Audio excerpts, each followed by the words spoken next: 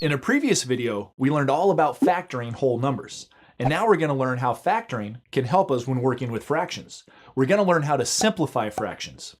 Simplifying a fraction means rewriting the fraction using the smallest top and bottom numbers we can without changing the value of the fraction.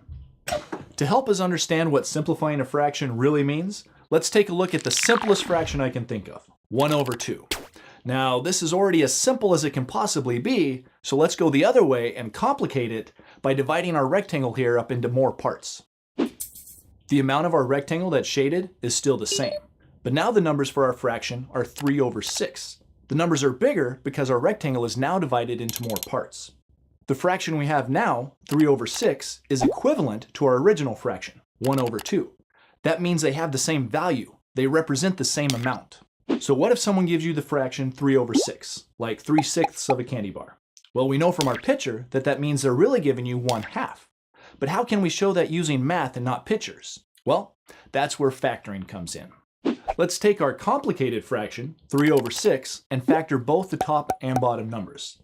Now, the bottom number 6 can be factored into 2 times 3. The top number, 3, is a prime number. Its only factors are 1 and itself. So we can write that as 1 times 3. There, we've rewritten our fraction using factoring, and now it kind of looks like two fractions being multiplied together. 1 over 2 times 3 over 3. Of course, 3 over 3 is what I like to call a whole fraction, since its value is equal to 1. Now here's the interesting part. Since 3 over 3 equals 1, and multiplying by 1 has no effect on a number, we can just get rid of that 3 over 3. Basically, the 3 on the top and the 3 on the bottom cancel each other out. And once they're gone, we're left with the fraction 1 over 2. So that means that the fraction 3 over 6 simplifies to 1 over 2. Another way of thinking about it is that we're trying to find any whole fractions that are hiding in the fraction we're trying to simplify. And if we find any, we can just get rid of them, and the fraction we're left with is simpler than the one we started with. Now that we know the basics, let's learn the procedure for simplifying fractions. First, replace the top and bottom numbers of the fraction with their prime factors. Next, look to see if any of the factors are the same on the top and bottom. If they are, then we call them common factors because they're something that both the top and bottom have in common. If you find a pair of common factors, you can cancel them out. Just draw a line through them, like this. And last, once all the common factors have been canceled, you need to remultiply any factors that are left over on the top or bottom. This makes sure that you end up with only one number on the top and bottom of your simplified fraction. Oh, and there's one important thing to remember. If you're ever able to cancel out all of the factors on the top or bottom of a fraction, don't be tempted to write in a 0. Put a 1 in there instead. The reason you can write in a 1 is because 1 is always a factor of any number. It's just we usually don't write it in. For instance, if you're going to factor the number 15, you just say that it's 5 times 3. But you could also say that it's 5 times 3 times 1. In fact, you could even say it's 5 times 3 times 1. See why there's always a 1 left over when you're canceling common factors? Alright, so that's the basic idea behind simplifying fractions. And once you know the procedure, it's really not that hard. But you might want to rewatch this video just to make sure you've got the idea. Now, there aren't any exercises for this video because it's really just an introduction. But in part 2, we'll see a couple more examples of how you can use the procedure to simplify fractions, and then you'll get plenty of exercises to do as homework. Oh yeah. Welcome to part 2 of simplifying fractions. In part 1, we learned the procedure for simplifying fractions. Basically, you just take the top and bottom numbers and factor them down to their prime factors. And then you see if there's any factors that are the same on the top and bottom. We call those common factors. And if there are, you just cancel them out. And once you've canceled out all the common factors, you remultiply whatever's left over to get your final answer. In this video, we're going to see a couple examples of how we can use that procedure to simplify fractions. Let's start with an easy one. Let's simplify the fraction 5 over 15.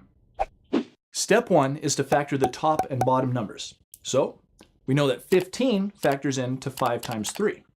And 5 is a prime number. That means its only factors are 1 and itself. But 1 is always a factor, so we don't need to write that down. Step 2 is to look for common factors and cancel them. And we can see that there's a 5 on the top and there's a 5 on the bottom. They're not directly over each other, but that doesn't matter. they still form a common factor pair, and so we can cancel them out like this. Step 3 is to reorganize our answer. Now we don't have any factors that need to be recombined by multiplying. We just have a 3 on the bottom, and we don't have any factors left over on top. But you'll remember that there's always a factor of 1. So 5 over 15 simplifies to 1/3.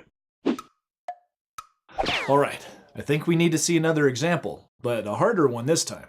Let's simplify the fraction 30 over 36.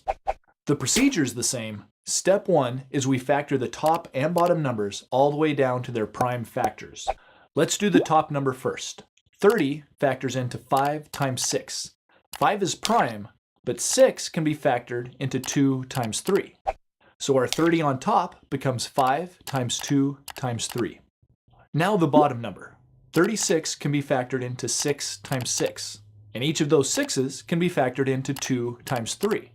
So our bottom number becomes 2 times 3 times 2 times 3.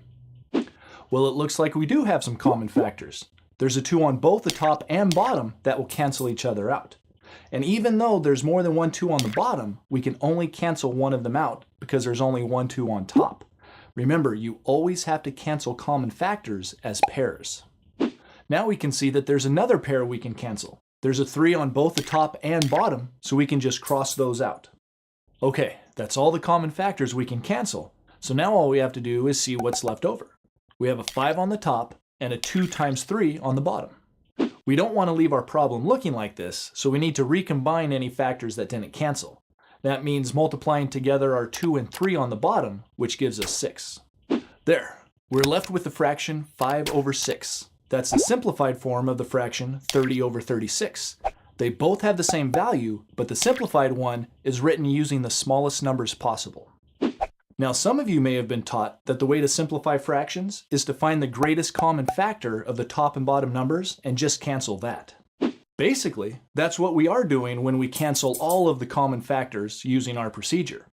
In fact, if you multiply all of the common factors together, you'll get the greatest common factor, or GCF as I like to call it, you know, to sound cool. All right, so that's how you simplify fractions. But I'll bet some of you are wondering, why would we even want to simplify fractions? That's a good question. Basically, it's to make life simpler. Well, at least for your teacher who has to grade all your homework. For you, it, just makes life more complicated. No, just kidding. Simplified fractions make your life easier too, because usually simplified fractions are much easier to work with. For example, if your friend said to you, "Here, you can have 27/54ths of my sandwich," it would have been much easier if they had just said that you could have 1/2 of their sandwich, since 1/2 is the simplified form of 27/54ths. So now, whenever you see a fraction, you can ask yourself, could that be any simpler? And if so, you'll know just what to do. So get on out there, work on those exercises, start making the world a simpler place for us all.